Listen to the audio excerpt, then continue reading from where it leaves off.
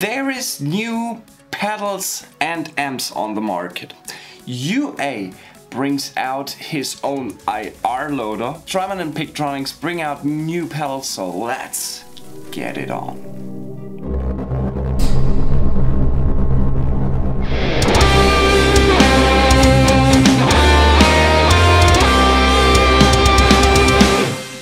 Alright, first things first. UA brings out a new pedal. The UA-X Stomp emulator. Kind of the little sister of the Aux box, like the top hat one, you know?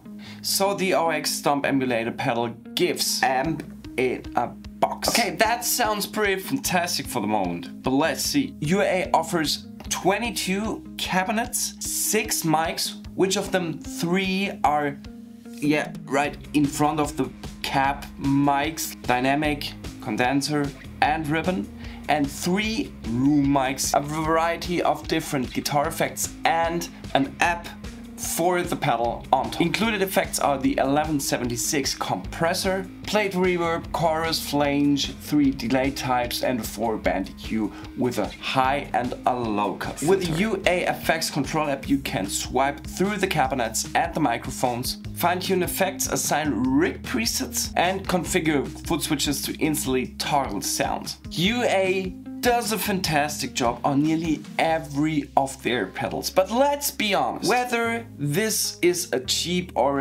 an expensive solution for your IR loading problem, would you hear a difference in a live circumstance? Please be completely honest to yourself and think about 50 meters going to the FOH, going back to the FOH, and then the IR loader makes a difference. Also, do you want to stand on the stage like, which IR do I use today for my sounds?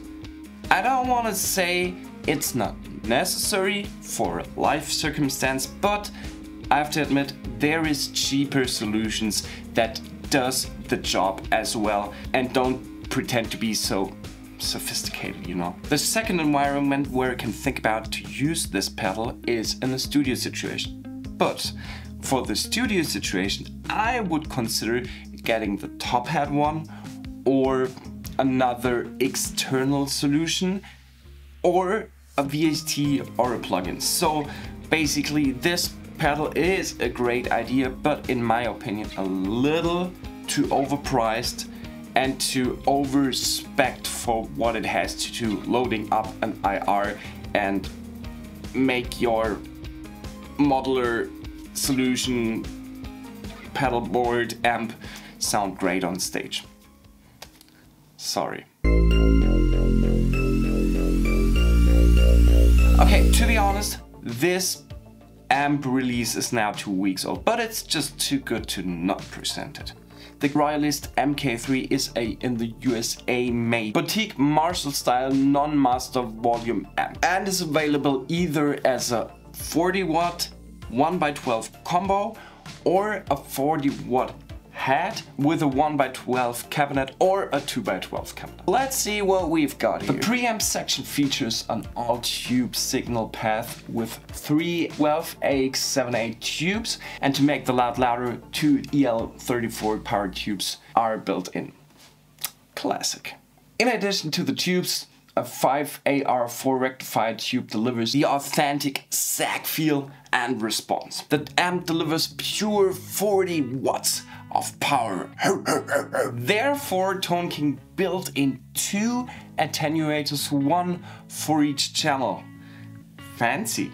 I mean, one of them is about 800 bucks or something. So you could definitely enjoy the amp silent. Now, sounds. Each amp has 2 different channels that can be voiced with a toggle switch to 64, which would be a blues breaker, 67, which would be a plexi, or a 70, which would be the super lead. Each channel can be voiced separately and is foot switchable. On the amp front panel there are controls for the channel select toggle switch, along with independent volume controls for channel A and B. Both channels have a pull function to activate the fat mode, plus those 3-way switches, both for each channel. Finally, the treble, mid-range, bass and presence controls allow the users to dial in the amp's voice to taste.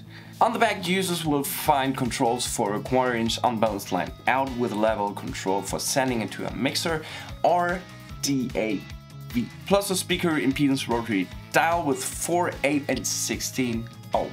Foot switch input for the channel switching is also included, and the power in standby switches. Now pull yourself together, here's the price. €2,700 might seem expensive, yes, and it is a tremendous amount of money, but 2 attenuators, each attenuator for about 400 to 600 euros, plus selected components, plus tubes, plus the wiring, plus that it's hand built. I would say this is a pretty fair price for a very, very, very good amp. I wouldn't call it affordable, but the price is really fair.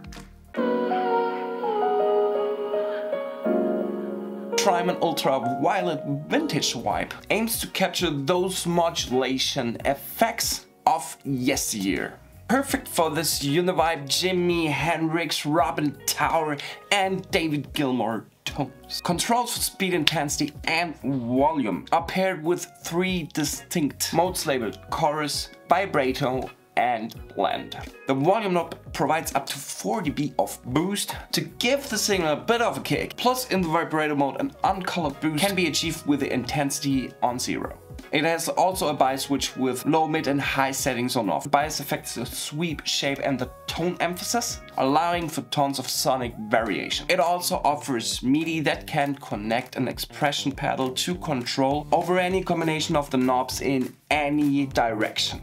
It uses high impedance, ultra low noise, discrete Class A JFET stereo input preamp and provides the perfect touch sensitivity that picks up the dynamics of the user's playing. Pedal can also be set to either true or buffered bypass, making it perfect for all pedal board setups.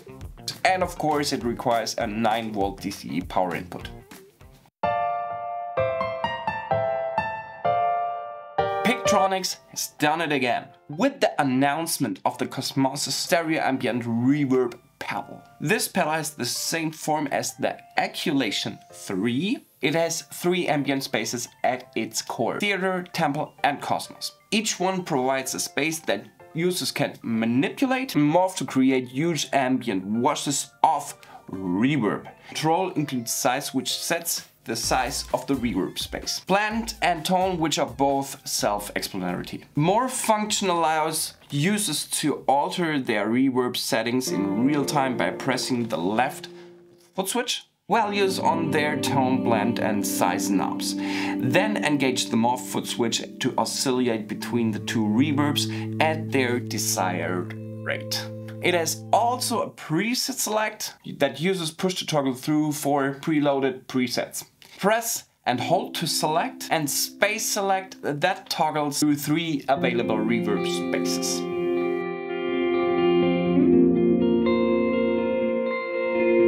Plus more for it sets the time for parameters to change between red and green value. MSRP is here €290, pretty fair price for a pretty complicated pedal.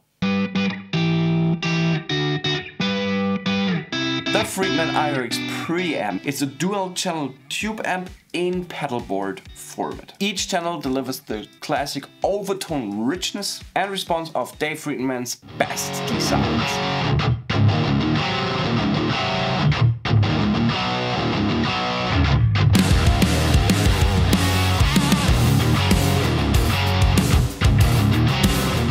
Is based on a 12AX7 tube. The first channel is voiced for the Plexi British amp tone. The second channel produces Friedman's signature high gain voice, which is really round and warm and has a lot of clarity and sustain. The amp has controls for gain, bass, middle, treble, volume and boost volume, which can be activated by a. And on top, Friedman offers a 3-way bright switch in the first channel, and in the second channel a 2-way tight switch. On the side of the pedal there are also some trimmer pots pedal also features an effects loop, a built-in DSP IR speaker simulator on the balance out. Of course you can load in your own IRs there. It also has a headphone output on the rear panel, along with USB and MIDI, plus a ground lift switch. Like always, a well thought through and good constructed pedal from Friedman. I wouldn't expect less. Price point here is 500 euros. Seems to me pretty reasonable if you compare it to like opponents in the same range.